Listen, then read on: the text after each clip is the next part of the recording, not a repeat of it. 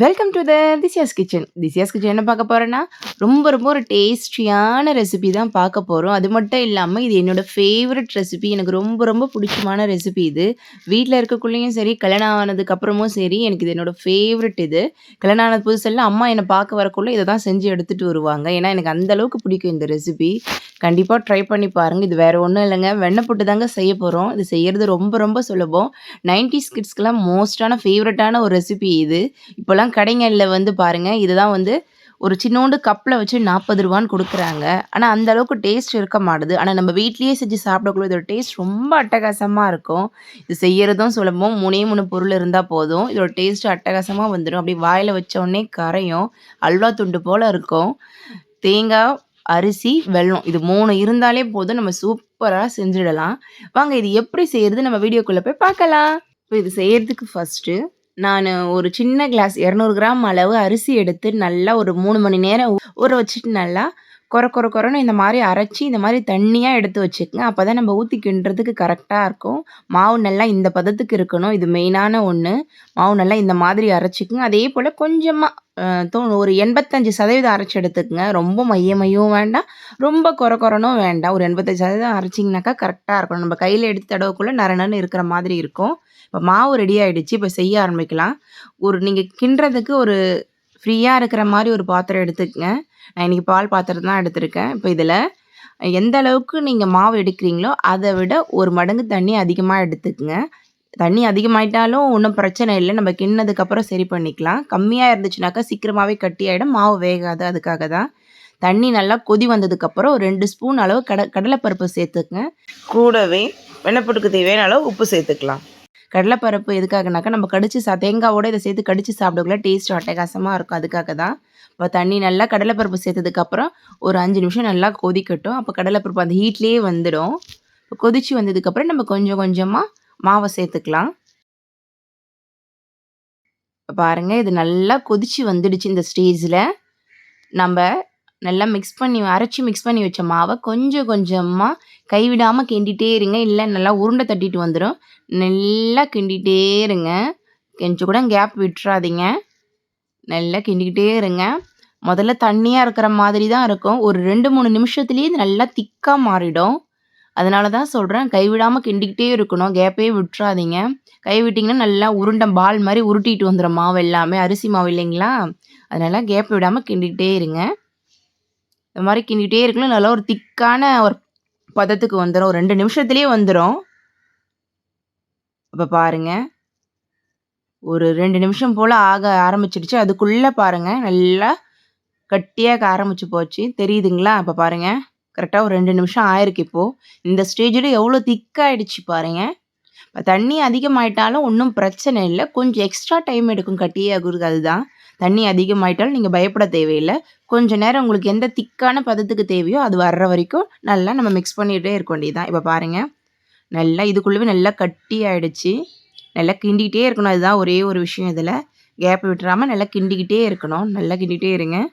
அதே போல் அடி பிடிக்க ஆரம்பிக்கும். இந்த ஸ்டேஜில் அடுப்பை கொஞ்சம் மிதமான சூட்லேயே வச்சுக்கோங்க. அடுப்பை ஹையில் வச்சிங்கனாக்கா ஒரு மாதிரி அடி பிடிக்க ஆரம்பிச்சிடும். மிதமான சூட்டில் வச்சிங்கன்னா கரெக்டாக இருக்கும்.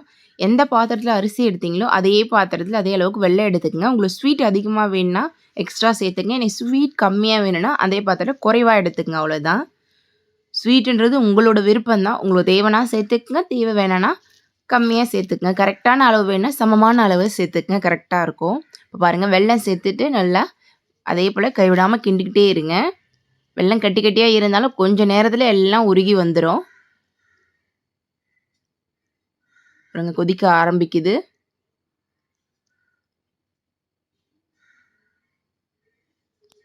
நல்லா கிண்டிகிட்டே இருங்க. சைட்லலாம் எடுத்து விட்ட மாதிரி கிண்டிக்கிட்டே இருங்க. இந்த ஸ்டேஜில் இதில்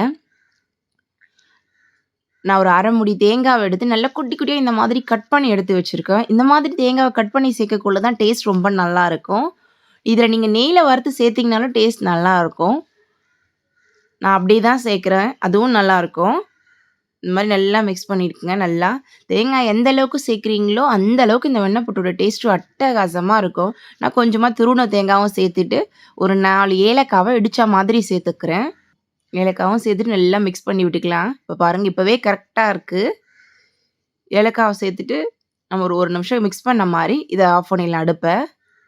அடுப்ப ஆஃப் பண்றதுக்கு முன்னாடி 1 ஸ்பூன் அளவு நெய் சேர்த்துட்டு நம்ம ஆஃப் பண்ணிடலாம். இப்ப பாருங்க 1 நிமிஷம் ஆயிடுச்சு இந்த ஸ்டேஜ்ல. நம்ம ஒரு 1 ஸ்பூன் அளவு நெய் சேர்த்துட்டு நல்லா மிக்ஸ் பண்ணி விட்ட மாதிரி அடுப்ப ஆஃப் பண்ணிடலாம். இப்பயே நல்ல ஸ்மெல்லு சூப்பரா வரும். கண்டிப்பா ட்ரை பண்ணி பாருங்க. டேஸ்ட்டு எனக்கு ரொம்ப பிடிக்கும். கண்டிப்பா நீங்களும் ட்ரை பண்ணி பார்த்தீங்கன்னா, இதே மெத்தட்ல உங்களுக்கும் ரொம்ப பிடிக்க ஆரம்பிச்சுரும். இது நான் 3 வேளையும் கூட வச்சு சாப்பிடுவேன். மீதி இருந்துச்சுன்னா காலையில கூட வச்சு சாப்பிடுவேன்.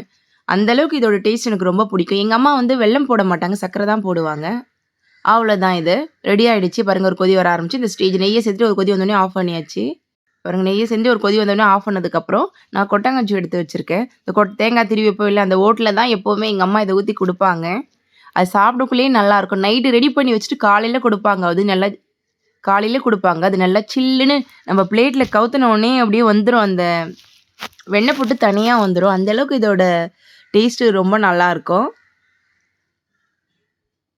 உங்ககிட்ட கொட்டாங்குச்சி இல்லனாக்கா, நீங்க கிண்ணத்துல கூட வச்சுக்கங்க. ஒரு குட்டி குட்டியா பவுல் இருக்கு இல்லைங்களா? அந்த மாரி வச்சுக்கங்க. இல்ல கிளாஸ் இருந்தா கிளாஸ்ல ஊத்திக்கங்க. எதுல செஞ்சாலும் இது நல்லாருக்கும். ஆனா ஆறி வந்ததுக்கு அப்புறம் தான் நம்ப எடுக்க முடியும். அந்த கொட்டங்காஞ்ச விட்டு எடுக்க முடியும். இல்லன்னா வராது. பாருங்க இத எடுத்து வெண்ணெய் போட்டு சேர்த்ததுக்கு அப்புறம் கடைசியா மேல கொஞ்சமா தேங்காய். நம்ம உள்ளேயும் தேங்காய் சேர்த்துருக்கோம். இருந்தாலும் மேல கொஞ்சமா தேங்காய் துருவுனத நான் கொஞ்சமா சேர்த்துக்கிறேன். அவ்வளோதான். நம்மளோட வெண்ணெய் புட்டு நல்லா சூப்பரா ரெடி ஆயிடுச்சு.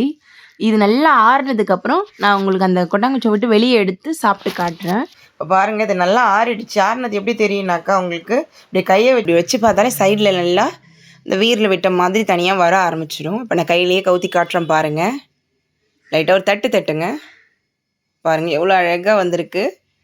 இன்னும் இது நல்லா ஆறுச்சுன்னா தானாவே வந்துரும் இது. நைட்டு ஊத்தி வச்சுட்டு காலையில எடுக்கக்குள்ள சூப்பரா இருக்கும்.